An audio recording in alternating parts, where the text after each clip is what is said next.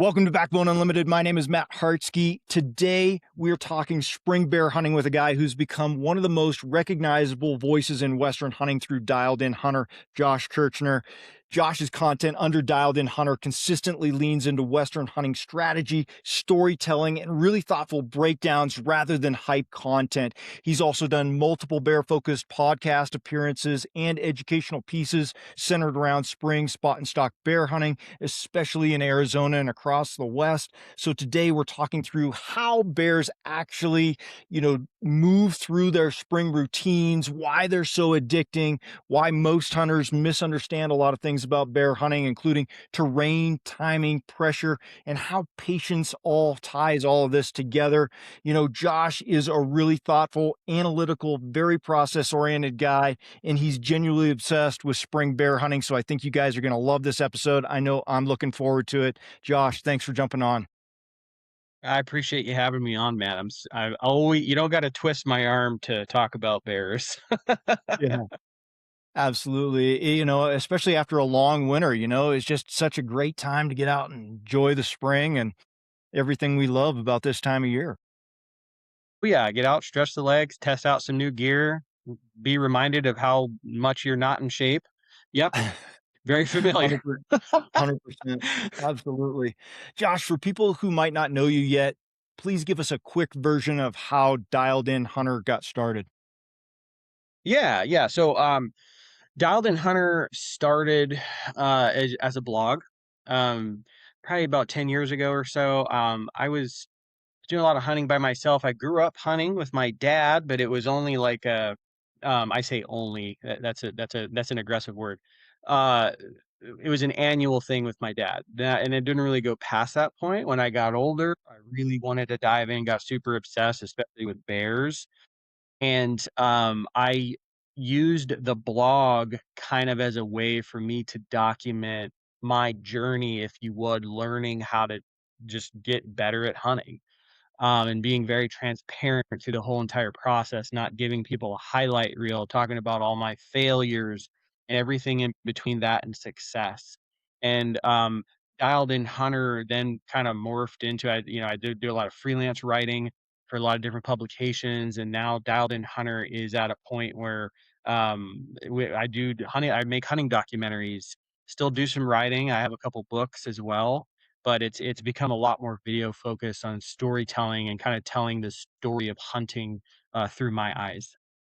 Yeah, absolutely. And I love going through all your material, I mean, you've got great written content as well as videos on YouTube, great Thanks, stuff man. on Instagram as well. So, you're kind of the complete package, you're not showing up in one place. I mean, you're all over and you've got a great following everywhere because you're just consistently taking us along on the journey, and we get to live that through you. I sure try. I try to put as much as I can out without, while maintaining, I always wanna be inspirational and educational, for people. A lot of people that, follow me tend to be newer hunters, and I think that's intentional on my part because I grew up and I was the kid. I was kind of the oddball, you know what I mean? I was kinda the only kid in class who was a hunter and a fisherman and went camping and stuff, and that wasn't normal. So, when I got older, people started asking a lot of questions about that, and I quickly realized, "Oh, wow," like, people wanna know about this, and I think especially with how our society has progressed, there are a lot less parents, as far as where I'm standing, that are bringing their kids up into the outdoors. So, but what's funny about that is that you're seeing a lot of adult onset hunters, people that are like getting into hunting later in life, which is very interesting. That like even though they weren't brought up in the outdoors, that they still somehow find their way back to hunting. Yeah. It's hard to take that out of man, I think, in a lot of Yeah, ways, even though I feel like some people have totally. had to intentionally suppress it, but no, Yeah. totally, and I think that I think what, attracts people to you is you're just really genuine, you're relatable, you're not intimidating, you're not somebody that has, a billion followers, but Mhm, yet you're obviously you're an authority, you've been doing it for a long time, but you come at it from a place of no ego, and so, yeah, it doesn't surprise me that you attract a lot of those newer folks, which is awesome. I kind of feel the same way and I love it. I come from a little bit of a guiding background as well. And a lot of times when you're guiding hunters, you're dealing with maybe top income earners, business owners, people that can afford to go on those kind of hunts, and a lot of those mhm, people are good people. But on the other side of that coin, there's a lot of people that um, aren't the best people that, they just have mhm, money and that they can throw at something. And so those weren't always the most enjoyable experiences for me. Couldn't relate to those people always very well because I didn't come from that. And so the people that I relate to best through Backbone Unlimited are a lot of the newer hunters, people that don't have the ego. They're not the ones that hop on my page and say, I've killed an elk 20 years in a row. You're stupid. You don't know what you're talking about. They're the yeah. people always willing to learn, whether they're new or whether they've been at it for a while. That's what I love. So yeah, that's cool to hear that you have a similar experience. Let's get after the bears. So why do you think spring bear hunting hooks people so hard once they try it? I think so, I've always said you can kind of luck your way into seeing deer and elk. Like, you see a lot of deer and elk just driving down the highway. You know what I mean? So I mean, they come into people's front yards and eat their plants, right? Um, Bears, though, I feel like you have to be a lot more intentional about trying to find bears, and I think this is for a few reasons. One, you know, the numbers aren't there, right? You're not seeing herds of bears, right? Um, so, um, it's kinda like finding a needle in a haystack. The other thing, though, that I've always found very fascinating, I don't care how many bears I look at, is when I see one, when one pops out, it is so striking. Okay, it almost looks out of place because of the contrast, of the animal and how they move, they float across the hill just like with no effort at all on a wall, okay, of a mountain, right? Like incredibly steep. I call them goat bears all the time, okay, because of the areas that they get into. So it's really the full package, in my opinion, why people get addicted to it actually end up finding bears is because they take you into these I call them like Mordor-like areas, okay, where no one wants to go, okay? The bear pack outs have always been the most gnarly pack outs I've ever done in my life, okay? Um, so it's the country, it's the wildness. Yeah, like, black bears, in my opinion, are just like a very poignant uh, icon of American wilderness, So, and there is a little bit of excitement around that, right? There's a little bit of excitement around hunting something that I mean, it could essentially take you out, right? Like, not like they're not as dangerous as grizzly bears. I think everyone is on the same page about that, but they're predators, 100%. They really are. Um, so all of that. People see it for the first time, it's addicting, the crazy country, and then to cap it all off is the meat of them. Bear meat is I think some of the most underrated wild game meat there is. And I think, it's pretty common knowledge, at least I think it is now, like, we kinda get stuck in our own worlds, but if you research this, like, black bear meat was kind of the red meat. It was kind of like the other red meat back in the day with settlers and stuff, they preferred that. It's just, it's rich and fat, it's tasty, it shines in slow cooked meals. You can use all of the bear fat. It's just like a whole package there that I think is really intriguing. Yeah, yeah, absolutely. I couldn't agree more. And yeah, I think that for me, like up here close to home where we hunt, there's an incredible bear population. But and as much time as we've spent out, even over the last, let's just take the last 10 years sneaking around, trying to really take our time with deer and elk hunting if we're still hunting, going super slow. The number of bears that we've come across or would have had an opportunity to kill is just nothing compared to the actual number of bears out there. And so Mhm. that earned a lot of respect from me, just how attentive they are and how hard it is to just randomly walk up on a bear in the woods. And I just think 100%. that's another cool thing about them. Yeah, the one of the most one of the many fascinating things to me about them, and why I think that they are a more than worthy adversary for any Western big game hunter out there, is that how old they can get. Okay, like an old deer, 7, 8, right? Like, that's an old deer, very smart. I mean, you can this is public knowledge. I know, like, here in Arizona, you can go look up the harvest statistics for each year, and you can see, the age of the bear. There's bears that get killed here that are over 20 years old, and to me, how amazing is that?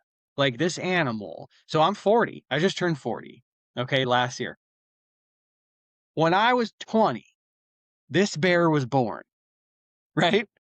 And for 20 seasons, they've evaded hunting seasons, winters, predation from their own, really, and just like been in. I just they've been like an absolute gangster in the mountains, right? Like just like making a living year after year. That is, in my opinion, just so admirable, of wild game species. 100%. Absolutely. All right. So we've got it cleared up. We love bears. We respect them. Now let's talk about why spring bear hunting is a little bit different, because probably have some guys out there that either maybe they've hunted bears or haven't been successful, or they're only elk or deer hunters. What do most first time spring bear hunters misunderstand about bears? Um, I think it is the importance of food for bears. Bears, I mean, they live and die by their stomachs, right? That's been said many times before. And it really is all about where the food is. Now, the tough part about that, this year's a prime example of this. The tough part about the food is it's oftentimes a moving target, right? So you can't necessarily say, oh, on April 15th last year, I saw 3 bears in this basin, and there was a big salad bowl down there. They were eating all this nice bright green grass. You might show up April 15th the following year, and it might be completely covered in snow, right? So what do you do? So really what it's about chasing food, and I've always said that aspiring bear hunters are going to learn more about plants than they've ever wanted to learn ever. I have an acquaintance here in Arizona, actually a couple of them. They went to school for horticulture. These guys are really good bear hunters because they understand the food and like when things bloom at different times of year on different years. So once you get dialed into that, um, that right there is that is the most misunderstood thing. And I think I don't know if it's like this where you're at, but a lot of people where I'm at, they oftentimes mistaken fall food for spring food. So, like here, a very popular fall food source is prickly pears. Well, if you're hunting prickly pears in the spring, it doesn't do any good because there's no fruit on the cactus. But people still do it for some reason. Like it's very simple, but people still do it. Oh, there's a bunch of prickly pears here. I'm like, well, yeah, but there's no food. Like literally, if there's not food where you're at, you're wasting your time, in my opinion. You go somewhere else. They're not going to be there. And that right there is the number one key and thing that's misunderstood about them, in my opinion. Okay, absolutely. Yeah, couldn't agree more. If you're serious about becoming a consistent Western black bear hunter, I've built something for you. The Bear Hunting ebook series is a complete progressive education system, 7 volumes that take you from mindset to execution. We start with foundations of reality, breaking down the myths and mental mistakes that ruin seasons before they begin. Then we move into bear behavior and movement so you understand how bears actually live, travel, feed, and use wind. From there, we dive into spring bear hunting and fall bear hunting, green up, food shifts, pressure, and why bears seem to disappear overnight. Volume 5 teaches you how to read terrain, aspect, ridges, benches, and edge habitat like a professional.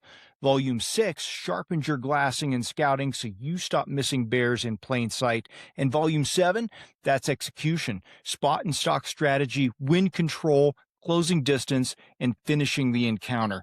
Buy each volume individually or bundle them all to save 60% off at backboneunlimited.com. So, if you do a YouTube search for spring black bear hunts and you watch a lot of the footage that's out there, probably like a lot of hunting, but bears in particular, I feel like all of a sudden, there's a bear on a hillside and somebody shoots it, and it can look easy, I think, to a newer Totally. hunter that hasn't been out there and experienced the grind of bear hunting. So why do you why do you think bear hunting is harder than it seems that it should be? Well, I mean, what I just said is a factor. Is the food is a moving target. In the early spring, weather is also a very important factor that changes things.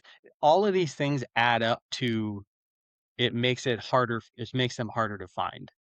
Okay, and then another thing that I've noticed um, is that there's a lot of people I'm not being disrespectful at all, but there's a lot of people who they don't stick it out until the sun goes down, and that like, that right there, it is intimidating for some people. I've had more than a few people tell me, "Well, I didn't go after this bear because it was last light, and I'm not comfortable doing that." You know what I mean? That holds people back from success, like, it pretty much the last hour of light is kinda bear 30, right? Like, that's when they're a crepuscular animal. I think the springtime is a little bit more negotiable about that. They come out in the middle of the day a lot, but if I had to put money when a bear is gonna come out, it's probably in the evening, So, big hikes in the dark, working on bears in the dark, you know what I mean? I think that holds people back from success, in my opinion. Agree. I've heard the same thing, so I couldn't agree more. Are bears more or less predictable than elk? I was just talking to somebody about this the other day. I think in a sense they're very predictable if you have the recipe right, okay? If you don't have the recipe right, and the recipe is elevation, food, water, terrain. Like, if you have that recipe right, they're fair. I mean, I can usually predict. You know what? I think we're probably gonna see a bear tonight. You know what I mean? Like, I can usually predict that, but um, and especially in the early spring, even more so in the early spring, they're way more on a tighter program, But like deer and elk are kind of I think across the board they probably are more predictable. They're Yeah. easier to predict. I think that's a great way to put it. Yeah, sure. Yep. Yep. I agree. I like it. How much spring bear success do you think comes down to optics and patience versus movement and trying to cover ground? I would say most of it. Totally. Like unless you're baiting, we're talking like spot and stock spring bear hunting. Um, the amount of conversations I've had about this is silly. A lot of people they want to get up and move a lot. Okay. And I think that works a lot better for deer and elk because there's more of them. But if you're I just got back from a hunt, so this is a great example of this. I'm looking at this basin, there's a lot of folds in it. Okay. And we would go a couple days and then all of a sudden, boop, there's one. He was there the whole time. Just didn't see him. You know what I mean? So like patience behind the glass, and it is quite maddening. It can be very maddening. But if this is a time where I think it's very important to trust the process of it, right?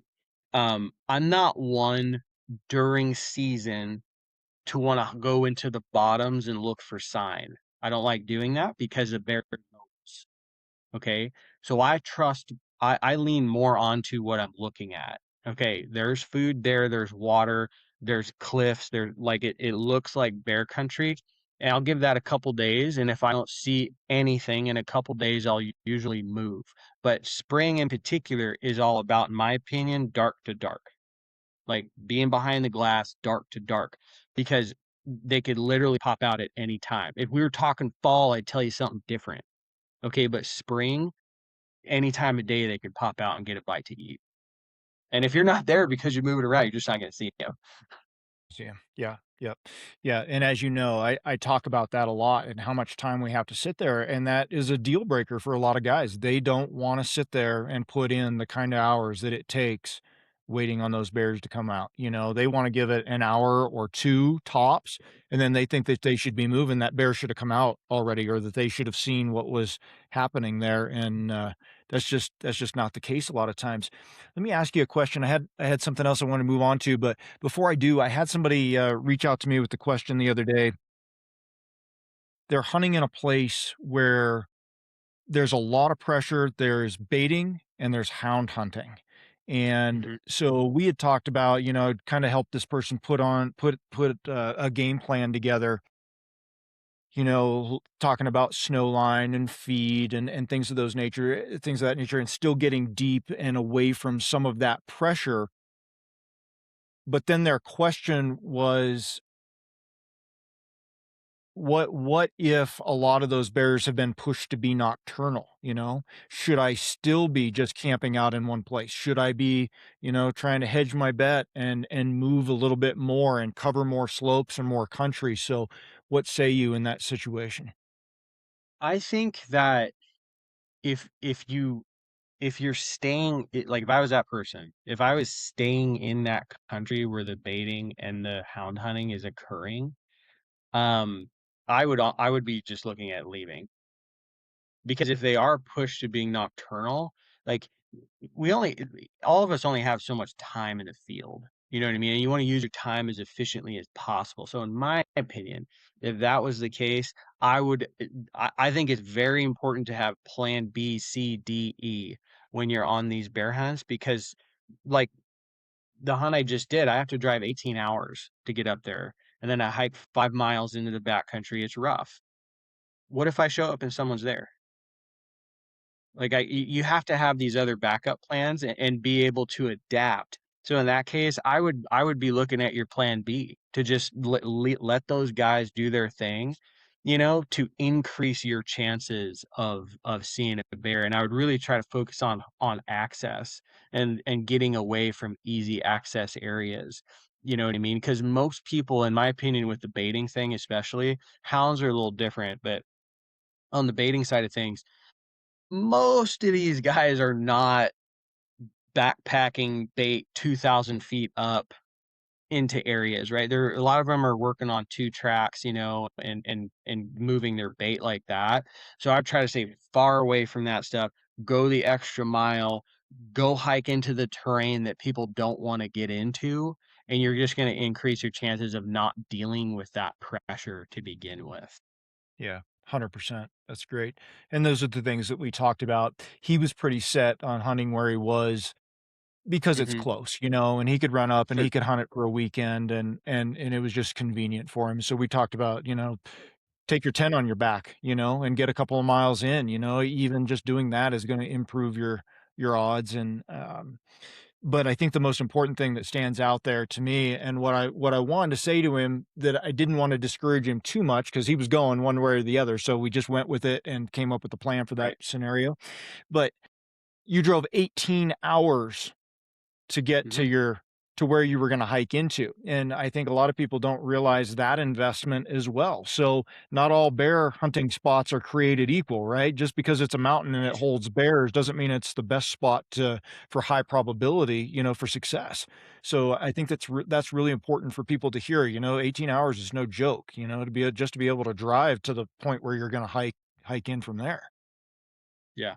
Totally. Yep, yep. Uh let's move on a little bit. I think that one thing I notice about good bear hunters like yourself, the really good ones that are consistent, and they turn up bears all the time, is that they become more of landscape interpreters, right? You talked about, being a foliage and a plant expert as Yeah. well. You're not just Yeah. looking for animals, you're reading the timing, the vegetation, the sunlight, all of it, right? So let's talk about finding bears consistently. When you're e-scouting bears, what immediately grabs your attention? Let's just back up from that and let's just say you pull up on X, Mhm. you've got a spot you're interested in, right? Yep. Drainage, Yep. whatever. Maybe there's a system, there's drainage, there's basins, there's timbered ridges, whatever. Where do you start? Because like I've got a process, I I talk about elk a ton, and so like for elk, a lot of people think about it as in terms of finding elk, what looks elky to them. And that's not how I look at it. The very first thing I'm going to do when I look at an elk map is I'm going to look at the access because I want to eliminate bad country first. Yeah. So what I like to do, the very first thing is I start notating is I really, personally, I really like east-west running drainages. Main east-west running drainages.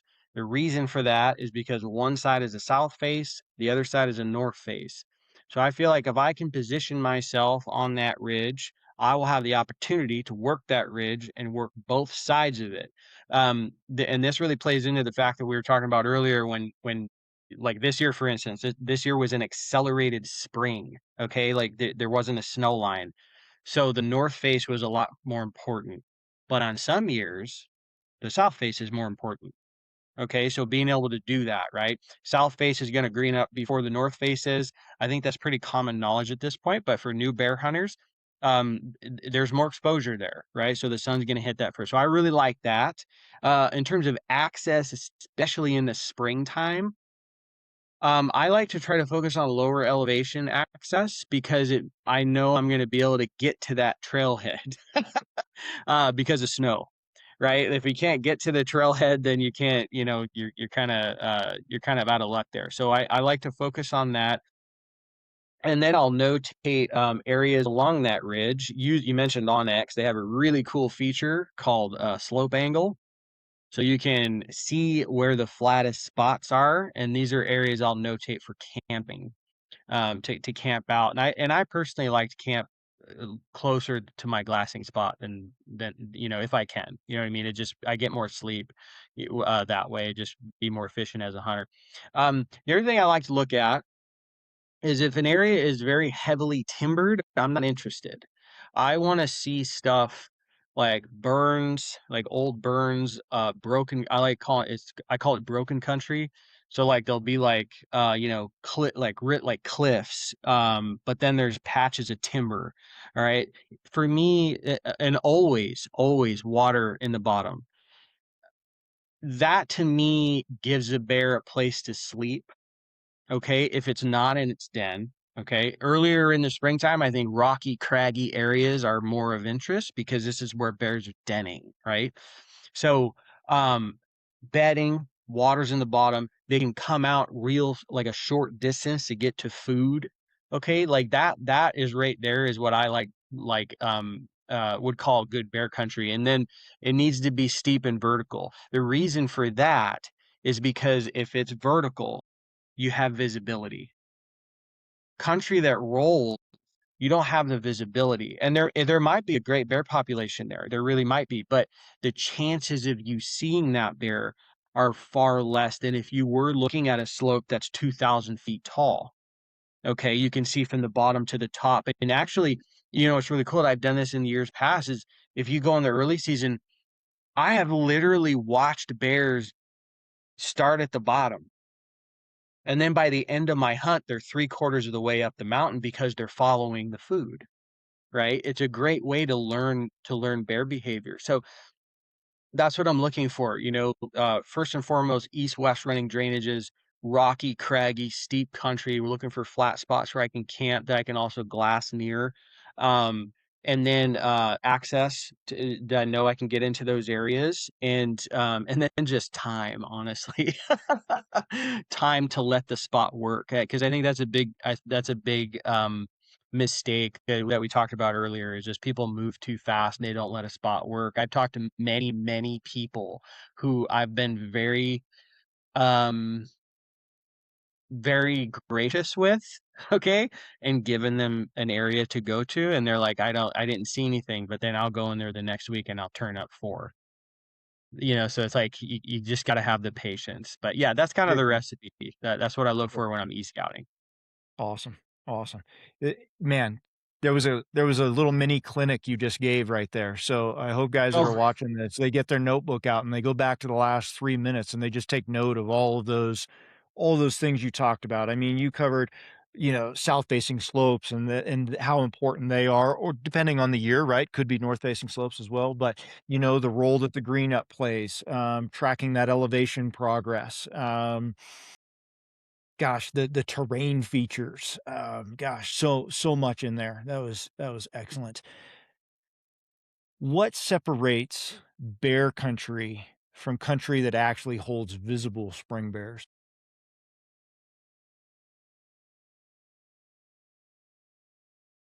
I think it's the vegetation that we talked about. 'Cause I know a lot of areas that are thick with bears, and I would consider these areas more your tactic just changes, right? Like, if you know a spot that is very heavily timbered, if you're familiar with elk hunting, what do you do in heavy timber? In September, what are you doing? You're calling, right? It's like a more of a calling scenario, or you're sitting water, you know what I mean? Still hunting, stuff like that. So in those scenarios, in those heavily timbered areas, I'd be looking at areas to call from, and I would probably wait, maybe in the morning I would start in the bottom, the very bottom, but more so I'd probably just glass early in the morning and stay up top, and then when the thermals switched, I start working my way down these ridges and calling into these potential bedding areas. Now, early spring is kinda I don't really like calling in the early spring because in my opinion, meat's not really on their radar, but a lot of these western states, this you can get into the later spring and get into, like, the fawn drop and stuff. If you can get into that portion of bear season, I think calling is a very, very valuable tool to use in those thicker areas. So to answer your question, like, I think it's all good, but if you're someone who's like, I wanna do spot and stalk," you know what I mean? Good bear country for you is gonna be different than good bear country for someone who wants to call, or wants to sit water in the bottom of a drain. Is like, visibility doesn't really matter as much to that person. It actually less visibility is gonna do a favor for them, right? Because the bear's not gonna be able I've been in that situation where I'm calling and a bear can see me from 100 yards away. Well, if there was timber, he wouldn't be able to see me. He'd have to come closer to see what was making the noise, you know what I mean? So, like, I think it's what's your flavor is gonna be what's good bear country to you. Absolutely. That's great. Thanks for differentiating that. That's great. Are there some common terrain traps that you think hunters fall into? Um, elaborate on that. I'm curious what you're thinking there.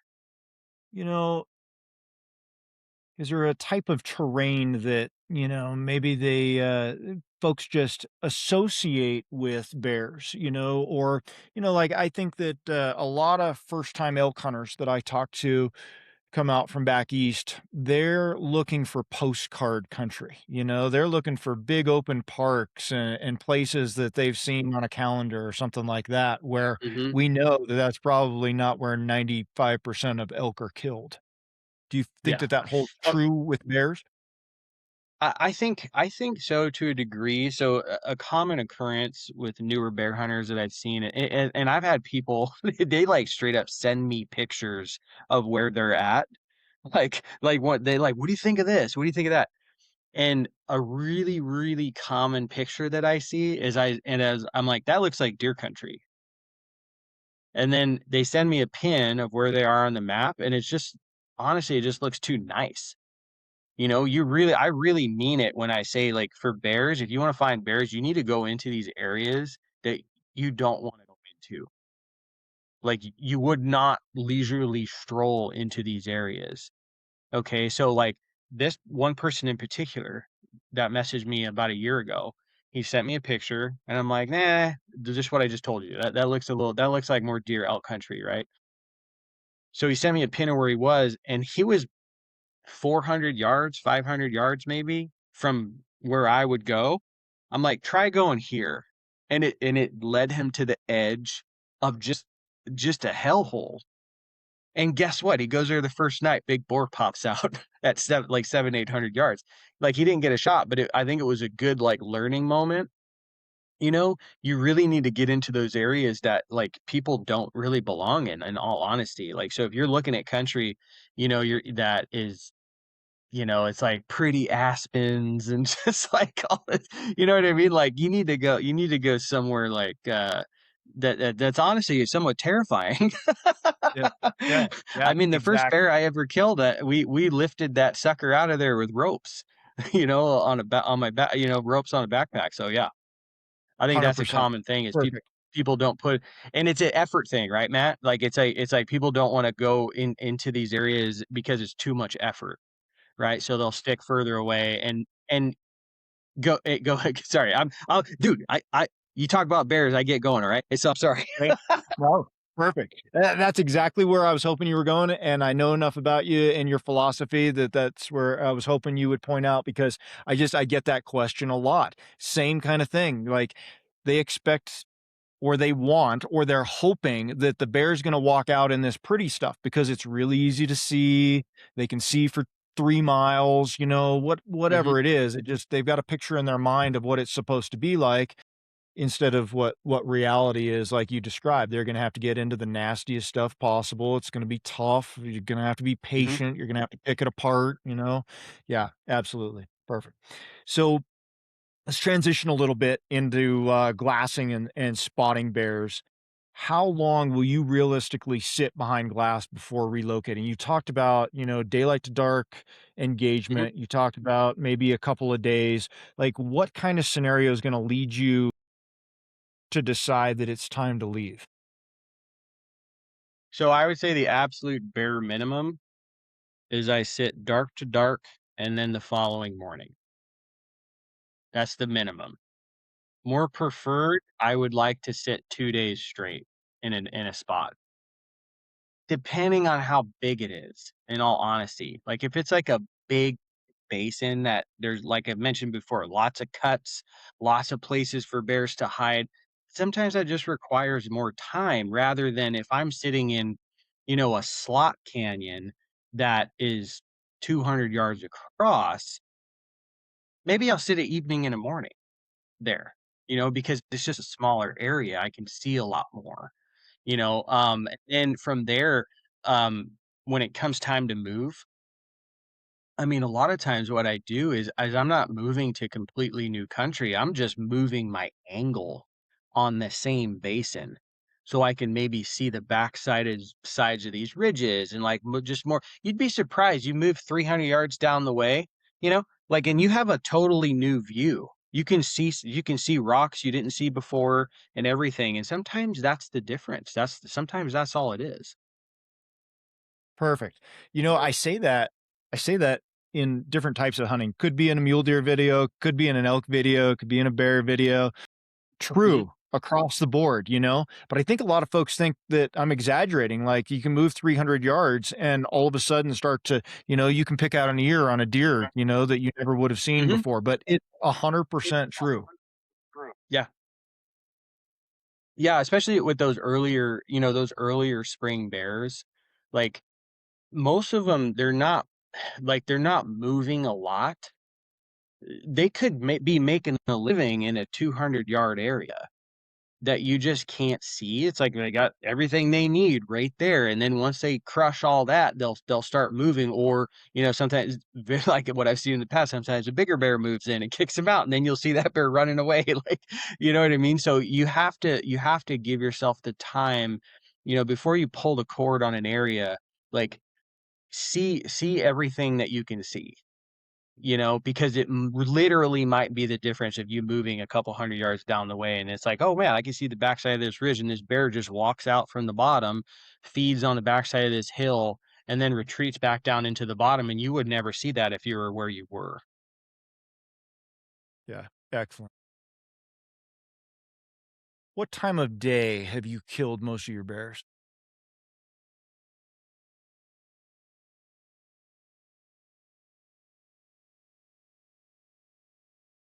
I would say, are you talking just spring? Yeah, let's just talk. Okay. I would say a lot of opportunities I've had are between 10 and 4:30, like right in there. Like 10 a usually like if I'm somebody, by the way, like a lot of people, and I don't know your thoughts on this, man. I'm curious how you think about this. Uh, I think mornings are great for spring bear. I really do. I don't sleep in spring bear hunting because I've seen a lot of bears at gray light, and I think right there is a great opportunity to you might only see them for like 30 minutes, and then they'll put away until late morning, usually. Okay, and so if you can see them early in the morning like that, you can move and get into position, and then when they maybe come back out to feed in that late morning, you can get shot at them. But more so what happens is, like, I'll see them, in the late morning, and then they put away, and then I'm setting up on them. Usually, I'll try to get over there, like, 2, 3 o'clock or something like that, and usually they end up rolling out at, like, 4-ish, right around there. So, yeah, you know what, man? I would say probably more towards that 4 o'clock area, like, yeah, more in the evening like that is probably when I'm Evening. actually pulling the trigger. Actually kill 'em. Yeah, yeah, and where you're seeing them is probably spread out a lot more, probably a Yeah, bigger. it's a process of getting them killed, right? It's like, I mean, sometimes they walk out close to you, right? And you can shoot right away. I've had that happen first thing in the morning. Yeah, I've been sitting there on a ridge and one walks out, boom, it's 7 in the morning and a gun goes off. You know what I mean? But like more so, especially in the bigger country, like, it's an investment, dude. Like, to get to a shooting position, like, to just get to a shooting position. It's like, okay, well, that's a 3-hour endeavor right there.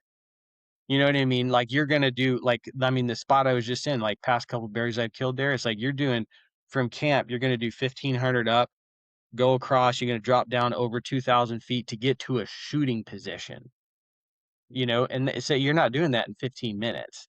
You know what I mean? So it's like, okay, let's put the pieces together. The bear was here. He went here. I don't see him anymore. Let's move. Let's get closer. It's like, I think what happens with a lot of people is they see the bear and they want to run right away to get the shot. Okay. But in all reality, that bear's not going anywhere. Like, he's going to be right there, right? In that area. So let's be smart about this. Cause the other thing is that maybe there's a cub that you can't see.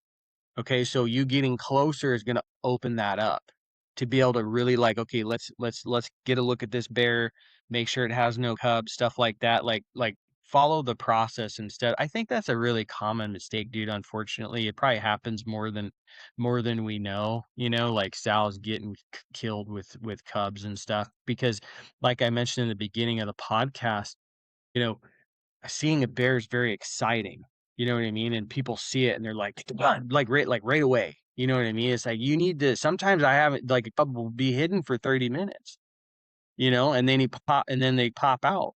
You need to make sure what you're shooting. So yeah, sorry to be long-winded there, but like I think it's a whole process and when the actual pin hits, is I think it is more towards that evening time. Yeah.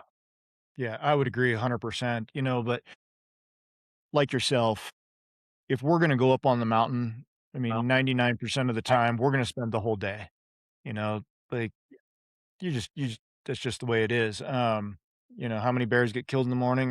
Probably not very many compared to evening for sure. But we have a lot of nocturnal bears up here because the pressure, and access is too Mhm, easy. And so if you're mhm. not hunting that morning, you're missing those bears transitioning, from wherever they were feeding in the Yeah. dark, and possibly heading back to bed as well. So you're just missing more opportunities, irregardless of when we end up actually getting on the bear. But yeah, you're 100% right. I don't know how your seasons work, but ours are 100% based on, well, we do have a time limit. Season goes from April 15th to June 15th, which is a huge time frame, Mhm. but most years you can't even hardly get on to 90% of the mountain until the end of May anyway. This year's an Yeah. exception. But so all of ours is based on the sow kill quota, right? Yep. So I think we're up to I think we've got 11 sows now. But I think that's why. I always shake my head and I'm like, gosh darn, how are guys killing so many sows? But I think that's why. They're not putting in enough time to see whether there's a cub nearby or, just being able to study that bear enough. It's, oh, there's a bear, sweet, bang, and Yeah. so a lot of females get killed Well, that way. and part of me, Matt, doesn't blame them because, like, especially newer bear hunters, it's like, sometimes finding a bear is hard enough. So it's like, I get it, dude. Like, you see a bear, and even if you put in the time and you know that, oh, there's no cubs with this bear, like, I understand, get it, dude. Pull the trigger. You know what I mean? But like, they are one of the absolute hardest animals to judge and sex from a distance, you know what I mean? Like, some of the best they get some of the best of us, you know? Yeah. Yeah. Yeah, absolutely. No doubt, especially some of those big sows, man. Whew. Yep. What are some subtle things you think that hunters miss when they're glassing for bears? I think that a lot of times guys are focusing on you mentioned this, earlier. Guys are focusing more on the pretty areas that are more open, they're very visible and stuff like that. I think especially during, those later morning hours and into, throughout the day and stuff like that, you really need to be paying attention to edge habitat because oftentimes a bear, it's not going to go like super far into the timber to bed down or anything. It's probably going to be more close to the edge, and you might get a glimpse of that, so like I think going really slow, through vegetation that's very thick. I think, taking the time to do that, you can oftentimes see like, oh, like this just happened last week. I found a bear and my buddy was like, I literally thought that was a stump. But if you like, you need to proof it, right? So you find something dark, lock your binos down and look at it for a couple minutes and don't move and just stare at it. You're gonna get bored. That's fine. Okay, and then sometimes the stump moves. Okay, but if you're glassing, so I guess what it really all comes down to is glassing too fast. People are glassing too fast or not they're not paying attention to these small little details, of these because I mean, in some of these areas, I mentioned burns. Oh my gosh. Like, there's so many bear stumps and bear logs, and bear rocks and everything around, you know what I mean? Like, but you need to make sure that they're not bears because sometimes they really are, honestly, man, they really are. And if you're just, oh, you're discouraged, you haven't seen anything, oh, that's that stump again, you know what I mean? Pay attention, memorize the stumps. I tell you what, I glass the area for a couple days. I know the stumps, okay? Because every single time I stop, I'm like, wait a minute, was that there before? Like you gotta sit there and stare at it for a bit. Yeah, so that's what I would say. Absolutely. Yeah, great. Josh, I've probably skipped over like 40 questions at this point. There's so much that I want to talk to you and follow-up questions that I want to ask you, but we're getting short on time. So I'm going to fast forward a little bit. One of the things that I've had folks say to me over the years, because I've killed a lot of bears, they are curious. They've asked me, isn't bear hunting a little bit different than elk or deer hunting? How many bears do you really need to kill? So for you, after all these years, why do you keep coming back to bear hunting? What not only motivates you, I do want to know what motivates you to hit it so hard, but Mhm. also on the practical side of things, how do you justify continuing to hunt bears? So, the reason I come back, I'm gonna tell a story after this, which is the reason, um, I'm so attached to bear hunting. So, first and foremost, bear meat in my house is a staple. Like, it is I much, much prefer black bear meat, ground black bear meat over deer and elk meat, I just do. Deer and elk for me are steaks and stuff like that, you know what I mean? But when it comes to like ground meat, my family uses a lot of ground. It's all about the bear. And the same thing when it comes to like roasts and stuff. So from a wild game perspective, my household really likes black bear meat. So like, I keep coming out and getting it. But The story that I wanted to tell that absolutely hooked me on bear hunting. The first bear I ever killed, okay, um, I didn't know what I was doing, right? And I saw 10 bears that morning in about 2 hours. Um, Got this bear, this sow and cub come in, and they blood trail my bear, okay? So I'm there with my brother. I've never been down in the bottom of this canyon, and to be quite honest, I was scared. I was a little scared. I was like, "What am I walking into?" You know, so I call my buddy and I'm like, "Hey, dude, bring your handgun. Like, can you come help trail this bear?" We go down and we trail this bear. Everything's fine. The sow had I could see where she was pulling on my bear a bit. We're sitting there working on the bear. Acorns are dropping all around us, and our heads are on a swivel. I remember one of us was on bear watch because of all there was a lot of bears down there that year. Like, one dude had a gun, and we were just kids, you know, we're younger dudes, inexperienced, thinking that we're gonna get eaten, right? We got the way that we got that bear out of there, we hauled that bear up to a bluff and realized that there's a cliff there, and we didn't know what to do, and the sun's going down. Like, "Well, guess we're going up the cliff." So we literally leapfrogged bear parts up this cliff, pulled the backpack up the cliff with a rope, and then walked out. There's elk bugling in the background. And when I got back to the truck, Matt, I was like, that was the wildest thing I had ever done, dude. And I'm like, I got to do this all the time. I've got to do this as much as I can. And so for me, bear hunting has always been very adventure driven, very experience driven, for me. It's the wildest hunting, some of the wildest hunting there is, in my opinion. So that's why I keep coming back because I just love it. I just really do love the whole package of bear hunting. Love all of it. Yeah. I mean, and there's just a big difference between I could see guys wondering, if all you did was sit on a bait year after year and shoot a bear off a Mhm, bait, there's a big mhm, difference between that. Nothing wrong if sure. that floats your boat, that's cool, but there's a big difference Yeah, yeah. between that and living for the adventure of bear hunting and getting into those nasty wild places and that Mhm. experience that you talked about. That's awesome, man. Awesome. Yeah, Josh, I'm gonna yeah. hit you with a couple of rapid fire questions before we wrap it up. Biggest bear you've ever seen but didn't kill?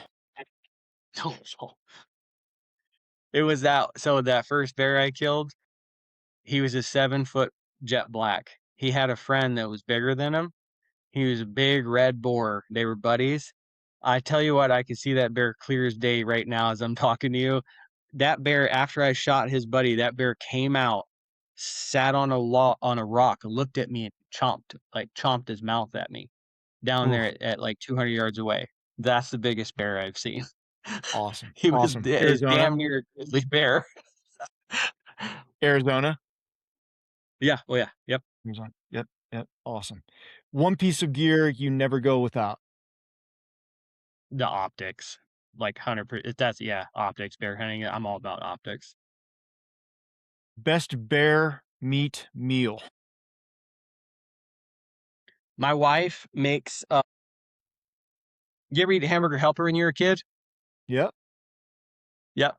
So yep, she makes this like hamburger helper. Okay, so it's like cheesy noodles and ground bear meat. It's freaking amazing.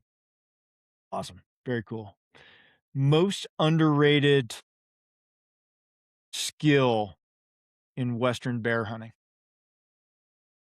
Reading sign. I think that reading sign, like actually like reading the woods, is a far underutilized tool. One year I killed a bear with my bow based solely off of imprints in pine needles. I never saw this bear ever. I never saw toe marks in the dirt. I just saw pine needles in a horseshoe leading towards a spring. And once I got the wind situation right, that bear came in the first evening and I shot him. He was a nice 6-foot chocolate looking bear. So yeah, Those are I would bear say reading ninja sign. skills. Bear ninja I tell skills you right what, there. yeah, I was stoked. I was stoked when that all came together. Awesome. Very cool. If you only had 1 week to hunt every year, even though this is a bear hunting podcast, what species are you chasing? 1 week.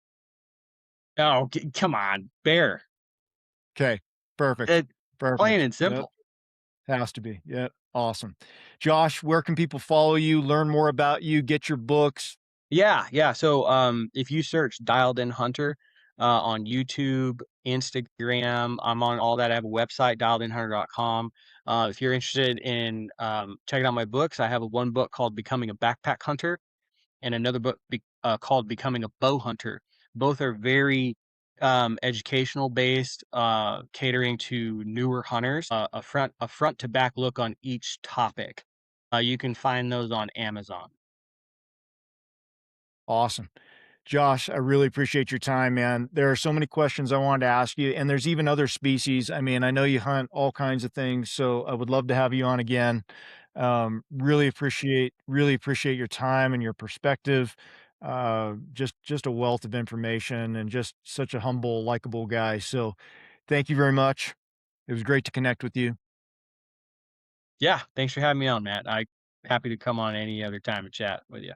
Awesome. Yeah, we're gonna have to do it again.